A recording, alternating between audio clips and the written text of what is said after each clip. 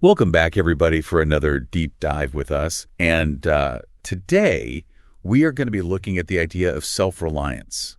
Okay. And we're going to be doing it through the lens of Ralph Waldo Emerson. Cool. So not just kind of self-reliance as a vague concept, Yeah. but we're going to be trying to really give some practical takeaways about what it looks like to cultivate self-reliance. Awesome. And we're going to be doing it through the springboard of this video called The Hidden Battle Against Your Soul. It's from the YouTube channel Art of Thinking. Have you seen this one? I have. Yeah, it's a good one. Yeah, it's really cool. And I think one of the things that it does well is that it really kind of gets to this idea that there are these forces in the world that are constantly kind of pushing us to look externally for validation. Yeah. And how that can undermine our self-trust, our ability to really kind of connect with our own inner knowing. Yeah, it's like this constant pressure to measure up to some external standard, instead of trusting our own intuition and our own value. Right. And so the video uses this really evocative imagery of mountains versus sand dunes. Oh, yeah. And it talks about how, a mountain is this like solid, unmoving thing, whereas sand dunes, they just constantly reshape themselves, with the wind. Yeah, it's a great visual, right? Because Yeah. it really makes you think about, how much we're like those sand dunes just kind of shifting and changing based on what everyone else is doing instead of being grounded in our own sense of self, like that mountain. Right. And this is where Emerson's idea of self-reliance, I think, comes in. Right. He's not saying that, we should all just become hermits and go live in a cave, and like reject all connection with the world. Yeah. It's more about recognizing that we each have this inner compass that can guide us. Totally. And it's about learning to trust that inner compass, even when it might lead us in a direction that's different from what everyone else is doing. Right. Because for Emerson, true fulfillment comes from aligning your actions with your own value, not with what society expects of you. Okay, so inner compass and like authentic self, I feel like those are kind of loaded terms. Yeah. How would you actually like define that for someone who's maybe never really encountered these ideas before? That's a good question because I think, sometimes it's easy to get kind of caught up in the poetry of it all, But for Emerson, I think the authentic self is less about some kind of fixed identity. Okay. And it's more about a process. It's an ongoing process of questioning received wisdom. Yeah. And testing those inherited beliefs against your own lived experience. Exactly. It's like constantly checking in with yourself and asking, does this still resonate with me? Or am I just clinging to it because it's what I've always believed? So it's less about who you are and more about what you do, how you choose to move through the world. Exactly. And it's active. It's not passive. Emerson has this great quote where he says, "No kernel of nourishing corn can come to him, but through his toil bestowed on that plot of ground which is given to him to till." So it's about putting in the effort to cultivate that inner ground. That's such a good point. And speaking of effort, the video talks about the world as a blunting stone. Yeah. This force that's constantly trying to wear down our individuality. Yeah. How do we even recognize those pressures when they're so subtle sometimes? It's not always some big oppressive system. Yeah, it's tricky, right? Because it's often these everyday expectations. Right? The pressure to fit in, to follow the trends, to not stand out too much. Totally. It's like Emerson said, society is kind of like a joint stock company where we trade our uniqueness for a sense of belonging and security. Oh, yeah. And, when you think about it like that, it makes so much sense, right? Like all those pressures to consume, to keep up with the Joneses, all of that, it's all part of this blunting stone. Oh, man.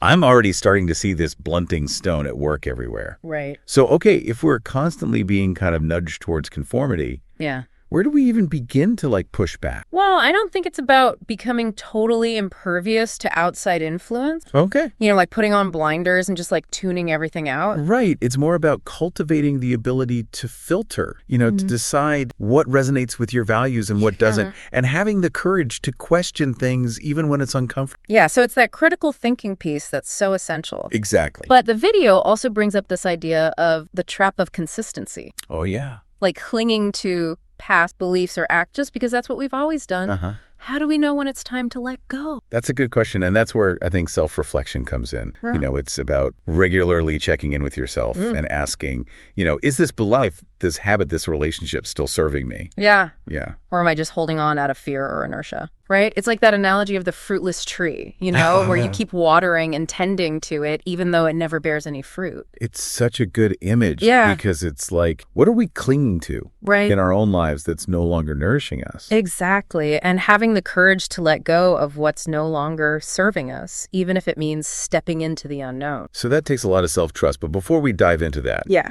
I want to go back to Emerson's idea that true fulfillment comes from aligning our actions with our value. Okay. What does that actually look like, on a practical level? One area where that really comes up is in Emerson's views on charity and giving. Okay. He wasn't against helping others, but he was really critical of doing it just for appearances or out of a sense of obligation. That's interesting. Yeah, I mean, I can definitely see how that would be kind of at odds with his emphasis on authenticity and really following your own inner compass. Totally. For Emerson, true generosity had to come from a place of genuine compassion. Not from a need to be seen as a good person or to fit in with social expectations. So it's almost another form of conformity. Right, exactly. It's you're more concerned with the image you're projecting than with the actual act of helping. That's a good point. And it really makes you think about your own motivations. Yeah. When you do those kind of things. Yeah.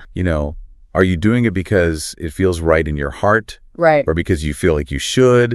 Or because you want people to think you're a good person? It's a tough question to ask yourself, but I think it's a really important one. It is. And it really gets at the heart of, what we're talking about with self-reliance. Totally. Okay, so we're starting to get a sense of what self-reliance is. Yeah.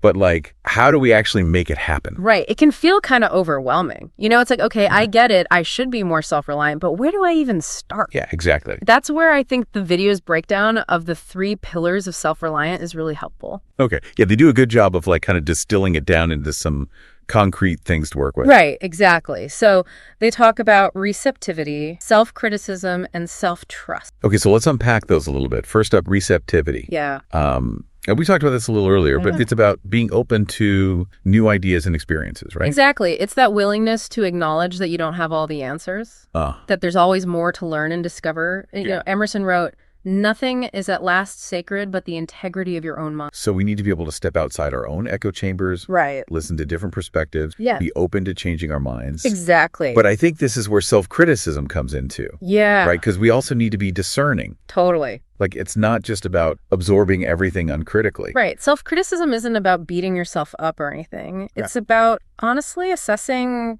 your beliefs and actions, asking yourself tough questions and being willing to course correct when something's not working. So it's that ongoing process of evaluating what truly resonates with our values and what might be holding us back. Exactly. And it goes hand in hand with that ongoing process of defining your authentic self. Right. Because as you grow and evolve, what felt true at one point might not resonate later on. That makes sense. And I guess that's where self-trust becomes so crucial. Totally. It's that ability to believe in your own judgment, even when you're navigating uncharted territory. Right. It's about having the confidence to follow your intuition, to make choices that align with your values. Yeah. Even when they go against the grain. It's that inner knowing that you have the strength and resilience to handle whatever comes your way. So it's not just about knowing yourself. Yeah. It's about trusting yourself. Right. Even when it feels scary. Exactly. But how do you build that kind of unshakable self-trust? Is it something you're just born with? Or is it something you can cultivate? I don't think it's something you're just born with. I think it's a muscle you develop over time. It comes from making choices based on your own values, even when they're difficult, and then seeing the positive results that come from that. It's about learning to quiet that inner critic that tells you you're not good enough or that you'll mess things up. The video uses this really cool image of a giant that follows you wherever you go. Oh, yeah. And it's this idea that true change starts from within. Right. We can't control the external world, but we can control how we respond to it. That's so true. It's so easy to get caught up in trying to change other people or external circumstances. Yeah. But ultimately, the only thing we have real control over is ourselves, our thoughts, our reactions. It's like that quote, you can't stop the waves, but you can learn to surf. Exactly. And it sounds like self-reliance is kind of that surfboard. I like that. It helps us navigate all those ups and downs. Yeah, because it's not about achieving some perfect state of independence. Right. It's an ongoing process of learning, adapting, becoming more. And it's about recognizing that even when things get tough, even when we make mistakes, we have the inner resources to pick ourselves back up and keep moving. And isn't that what it's all about?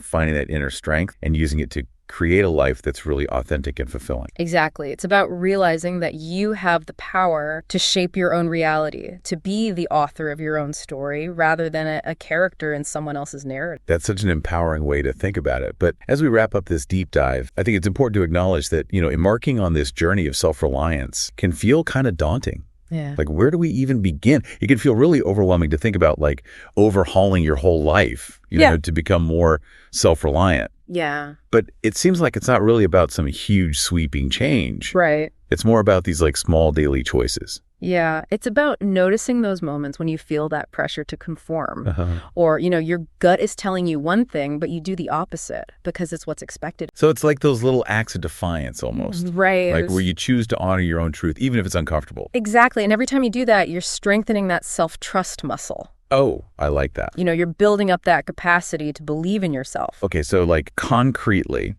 what are some things that people can do like right now in their everyday lives to start cultivating self-reliance? Well, I think one simple thing is just saying no more often. Okay. So many of us feel obligated to say yes to things that drain our energy or don't align with our values. Oh, yeah. And just learning to say no graciously but firmly can be so empowering. Yeah, it's like reclaiming your time and energy. Right. So that you can actually focus on the things that matter to you. Exactly. It could be about expressing your opinions more authentically, Right. even when you know they might not be popular. Right, speaking your truth. Yeah, or maybe it's finally pursuing that hobby or passion project you've been putting off because you're afraid of what others will think. That's a good one. And even something as simple as like unsubscribing from email lists that make you feel bad about yourself. Yes. Or like unfollowing people on social media who trigger you. Totally. Those little things add up. Yeah, it's about creating an environment Right. that supports your growth Exact. rather than hinders it. It's about being intentional, Yeah, and I think that's what Emerson was really getting at, this idea that we have so much more power to shape our reality than we often realize. Absolutely. And it goes back to that image of the giant that follows you. Uh-huh. When you shift your internal state, when you start making choices from a place of self-trust and integrity, it